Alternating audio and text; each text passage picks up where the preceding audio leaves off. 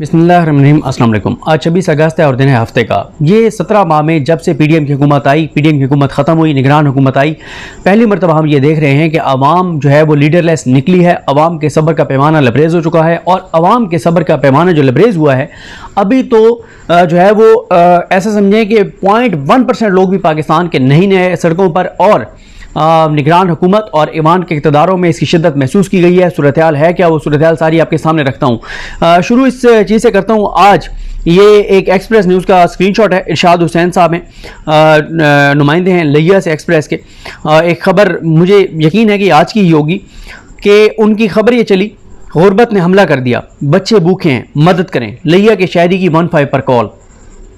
वाकई हालात हो चुके हैं, वाकई सूरत हाल हो चुकी है। और मैं आपको बताऊं कि मैंने कुछ पॉइंट्स लिखे हुए थे कि इस वक्त देखना हालात ये हैं कि लोग पहली बार निकले हैं, लेकिन अगर मैं बात करूं कितने लोग निकले हैं, 25 करोड़ हमारी आबादी है। पूरे पाकिस्तान में आप जुमे और हफ्ते को मिला लें तो 1.5 से 2 लाख लोग निकले, अभी इससे ज़्यादा नहीं निकले।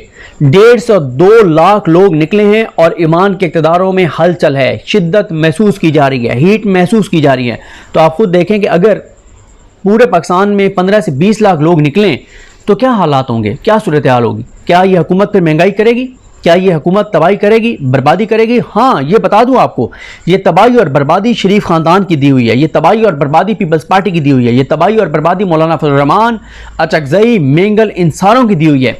लेकिन मसला ये है कि अब तो कोई कंट्रोल होना चाहिए। बात यह है कि आपने 1300 अरब लूट मार, करप्शन, लूट मार, डकैती, अवाम के टैक्स का पैसा जो लूटा हुआ है 1300 अरब, वो पिछले 15-16 माह में एनआरओ दे के आपने माफ किया, चोरों, डाकुओं और लुटेरों का। बात यह है कि आप अगर 1300 अरब जो है वो चोरों, डाकुओं और लुटेरों के माफ कर रहे हैं तो आप उनकी वो माफी वापस लें, आप उनसे 1300 अरब रिकवर करें और उसमें से 30-40 अरब सब्सिडी दे दें अवाम को। क्या आपको मसला है? या आप अगर चोरों, डाकुओं और लुटेरों के 1300 अरब माफ कर सकते हैं तो लोगों के 15-20 अरब के बिल नहीं माफ हो सकते? मैं ये समझता हूं कि नहज हालात इस नहज पर आ गए हैं कि पिछले 3 माह के बिल, 2 माह के कम से कम बिल, पिछले 2 माह के बिल माफ होने चाहिए। कम से कम 300 यूनिट तक जो लोग हैं जिनके एवरेज 300 यूनिट तक इस्तेमाल होते हैं, जो गरीब हैं, जो कम इस्तेमाल करते हैं और उनकी तबाही और बर्बादी फेर दी गई है, उनके बिजली के बिल माफ होने चाहिए। 30-40 हज़ार रुपए से कोई मसला नहीं होगा, स्टेट को, हुकूमत को कोई मसला नहीं होगा। जहां इतनी चोरियां, डकैतियां और लूट मार माफ की गई है चोरों, डाकुओं और लुटेरों की, तो 30-40 अरब अवाम के भी माफ कर देना, क्या मसला है? करें माफ, सब्सिडी दे दें अवाम को। इन चोरों, डाकुओं, लुटेरों से लें वापस जिनको बरी करवाया गया है जबरदस्ती, जिन्होंने लंदन में और कई बराज़मों में जायदादें बनाई हुई और हिसाब नहीं दिया लूट मार का, ले उनसे वापस।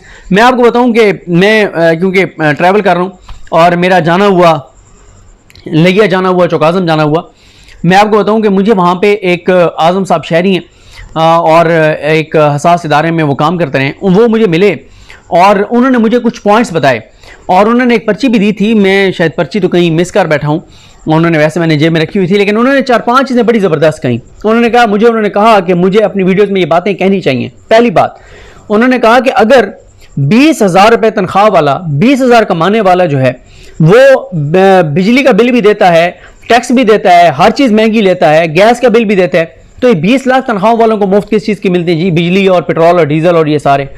पहली बात, उन्होंने कहा कि ये 20 लाख लेने वालों के भी उसी तरह से उनको पैसे उनसे लें, बिजली के, गैस के, इन सारी चीज़ों के, जिस तरह से आप आम 20,000 वाले बंदे से लेते हैं, और इनका बंद करें ये सारी मराहत, तनख्वाह के अलावा जितनी मराहत हैं वो बंद करें। दूसरा, उन्होंने ये कहा कि जितने हमारे सरकारी ओहदों पर बैठी हुई शख्सियात हैं, इनके ऊपर जो आम ओहदों पे बैठी हुई शख्सियात हैं, एक आइंदा के लिए एक पॉलिसी बननी चाहिए कि रिटायरमेंट के बाद, ओहदे से हटने के बाद सब लोग पाकिस्तान में रहेंगे, इनके बच्चे पाकिस्तान में रहेंगे, किसी के बच्चे पाकिस्तान से बाहर नहीं जाएंगे, पाकिस्तान से बाहर नहीं होंगे, ताकि जब आपको पता होगा कि हमने और हमारे बच्चों ने इस मुल्क में रहना, तो फिर ज़ाहिर ज़्यादा एहसास होगा। तीसरा, और ये सबके लिए होना चाहिए, जितने आम ओहदों पे जो डिसीजन मेकिंग में जिनका किरदार है, उन सब के लिए होना चाहिए।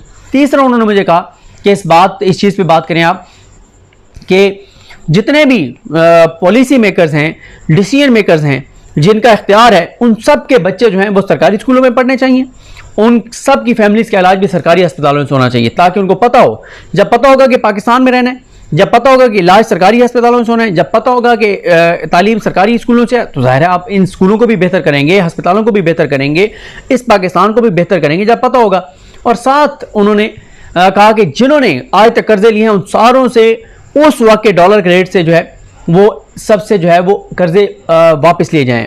अगली बात उन्होंने की कि जितने भी वो सियासतदान हैं जिनके असासे और जायदादें बाहर हैं उनको पाकिस्तान में सियासत का हक नहीं होना चाहिए। मैं इन सारी बातों से इत्तफाक करता हूँ, ये दुरुस्त बात है। अगर अवाम तबाही और बर्बादी का शिकार हो गई है तो ये हमारी इशराफी को क्या है कि अवाम अभी भी टैक्स दे उनके घरों के बिजली के बिल के लिए, उनके किचन के लिए, उनके देखें जिस दिन आटे की लाइनों में हमारी अशराफिया के लोग लगेंगे उनको पता चलेगा कितनी तकलीफ होती है।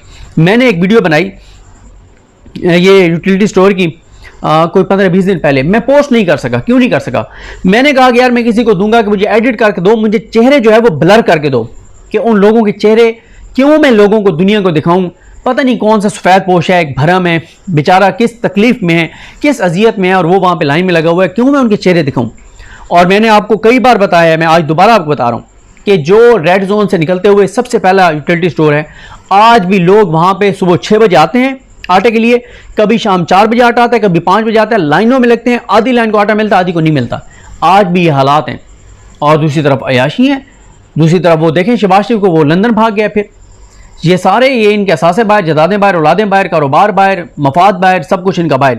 उसके बाद आप देखें कि हालात ये इस नेट पर आ गए हैं कि अब जो वापडा के अफसरान हैं, गो कि मैं यहाँ पे एक बता दूँ, मैं लोगों को मैंने ट्वीट भी किया था कि खुदारा ये काम ना करें, कानून हाथ में ना लें, पुरअमन एहतजाज आपका हक है, बिल्कुल करें। और आपके पुरअमन एहतजाज की शिद्दत हमें नज़र आ रही है, किसी ने कानून हाथ में नहीं लिया, ना लेना भी नहीं चाहिए। लोग निकले हैं 1.5 से 2 लाख लोग, और इतनी शिद्दत 15 से 20 लाख लोग जिस दिन निकलेंगे उस दिन किस तरह के हालात होंगे यहाँ पे। और सही है ना, पहली बार देखें अब शिद्दत महसूस हुई है तो कल प्राइम मिनिस्टर ने बुला लिया इजलास। भाई इससे पहले तो टेंशन ही कोई नहीं थी, पेट्रोल भी बढ़ाते रहो, डीजल भी बढ़ाते रहो, गैस की कीमतें भी बढ़ाते रहो, बिजली की कीमतें भी बढ़ाती रहो, चीनी भी पाकिस्तान की तारीख की बुलंदतरीन सतह पे। अब थोड़ा सा कोई एक थोड़ा सा टेंशन तो होगी ना कि यार हम बढ़ाएंगे तो क्या होगा। बिल्कुल ठीक हुआ है, पुरअमन एहतजाज होना चाहिए, कानून हाथ में नहीं, इंतशार नहीं। और मैं आपको बताऊं, ये जो एक चीज़ है, जो एक वीडियो कुछ आई हैं कि वापडा वाले गए हैं और उनके साथ जो कुछ हुआ है, ये ना करें प्लीज़। उनका कोई कसूर नहीं है, वो सरकारी मुलाजिम है, वो भी आम शहरी हैं हमारी तरह के, उनका क्या कसूर है बेचारों का।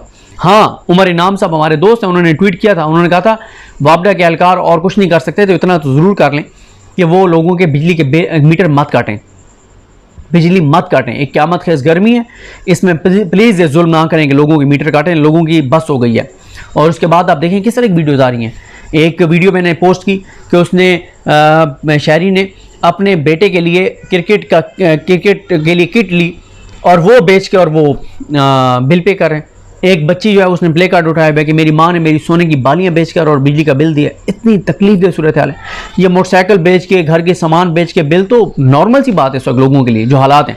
फिर इसी तरह से वापडा के दफातर के लिए पुलिस को ख़त लिख दिए गए हैं कि इनको सिक्योरिटी दें। वापडा के अफसरान को कह दिया गया कि आप सरकारी नंबर प्लेट वाली गाड़ियाँ लेके मत निकलें। ये हालात आ गए। क्यों आए? क्योंकि लोगों की बस हो गई है। मतलब पिछले 16-17 माह में चोरों, डाकुओं और लुटेरों ने मुल्क को इतना तबाह और बर्बाद किया, मुल्क की ऐसी बुनियादी खोखली की कि आज लोगों के लिए खुदकुशियाँ आसान हो गई हैं, जीना मुश्किल हो गया। और फिर अगर कोई खुदा न खास्ता ही हराम मौत है खुदकुशी या वैसे ही कोई मरता है तो उसके लिए तो अब कफन दफन मुश्किल हो गया है, कबर यहाँ पे बनवाना मुश्किल हो गई है। इतने सख्त जो है और मुश्किल हालात पाकिस्तान के हो चुके हैं। और इसके बाद देखें आप कि मसाजिद में ऐलानात हो रहे हैं कि आपने बिजली के बिल पे नहीं करने। पहली बार हो रहा है पाकिस्तान में, और पहली बार हुआ है कि किसी जमात ने कॉल नहीं दी, लीडर लेस लोग निकले हैं और 1.5-2 लाख लोग निकले हैं और शिद्दत हुकूमत महसूस कर रही है। और अगर 15 से 20 लाख लोग जुमे को निकले, और जुमे को हालात देखेंगे आप, क्योंकि जुमे को 1 सितंबर है और 1 सितंबर को बिजली के उस दिन पेट्रोल और डीजल महंगा हो चुका होगा। पेट्रोल और डीजल महंगा होना ही होना है, बिजली सस्ती नहीं होगी। आज एक ब्रीफिंग दी गई कि बिजली क्यों महंगी हो रही है, लेकिन बात यह है कि ये जो रिकवरीज नहीं हो रही, जो बिजली के बिल नहीं देते, जहाँ पे चोरी होती है, बिजली चोरी होती है जहाँ पे, वहाँ पे बाकी शहरियों का क्या कसूर है जो बिल पे करते हैं कि उनकी कीमत भी उन्होंने अदा करनी है, सर्कुलर डेट वाली जो चीज़ें कंपनसेट करनी। फिर ये सरकारी दफ्तरों में, यकीन करें आप सरकारी दफ्तरों में चले जाएँ, पूरा दिन ऐसे एसी चल रहे होते हैं, बड़े बड़े एसी चल रहे होते हैं, जैसे यार ये कोई आसमान से मुफ्त उतर रही है बिजली। कोई एहसास नहीं है, कोई इदराक नहीं है। सरकारी ऐवानों में, इक़्तिदार के ऐवानों में, सरकारी दफ्तरों में ऐसे चल रहे हैं जैसे कोई एहसास ही नहीं है। थोड़ा सा तो मेहरबानी करें, थोड़ा सा तो एहसास करें।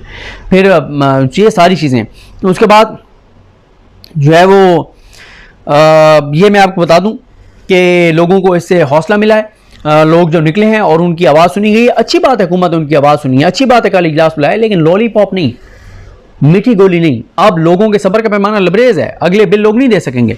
मैं ये समझता हूँ हुकूमत को फौरी तौर पर ऐलान करना चाहिए कि लोगों से जो है वो पिछले 2 माह के और 1 अगस्त का ये बिजली के बिल नहीं लिए जाएंगे लोगों से। जिन्होंने दे दिए, जिन्होंने नहीं दिए कोई मसला नहीं है, आगे चल के और लोगों से आराम से ले लें, किस्तों में ले लें, और साथ ही सस्ती नहीं करनी, ना करने, किस्तों में ले लें, और साथ ही ये ज़रूर करें आगे के अगले महीने से बिजली ज़रूर सस्ती करें, हर सूरत में सस्ती करें। और अगर हुकूमत के पास पैसे नहीं है तो चोरों, डाकुओं, लुटेरों को जो NRO दिया गया है, इनसे पैसे वापस लें। अवाम के टैक्स से ये पैसा था, 1300 अरब में से 100 अरब लेना और खर्च करते हैं अवाम के ऊपर। 24-25 करोड़ लोगों का क्या कसूर है? आप लें, दें लोगों को, और 24-25 करोड़ को ना दें यार। जो 4-5 करोड़ जो बहुत गुर्बत के उसके लकीर के नीचे हैं, और वो गरीब गुर्बत के लकीर के नीचे क्यों आए करोड़ों लोग? जब ये रोज़गार बंद हुआ है, इंडस्ट्री बंद हुई है, फैक्ट्रियाँ बंद हुई हैं, कारोबार बंद हुए हैं, तबाही हुई है, बर्बादी हुई है, सब कुछ किसकी वजह से हुआ है? शरीफ ख़ानदान की वजह से, पीपल्स पार्टी की वजह से, मौलाना फजल रहमान की वजह से। उनके चोरी, डकैती, लूट मार, तबाही, बर्बादी की कीमत आम आदमी अपनी ज़िंदगी पे खेल के क्यों दे? तो ये वक्त आ गया, हुकूमत कल फैसला करे, वरना लोग जुमे वाले दिन भी निकलेंगे। लेकिन मैं बार बार कह रहा हूँ, लोगों को पुरअमन तौर पे निकलना चाहिए।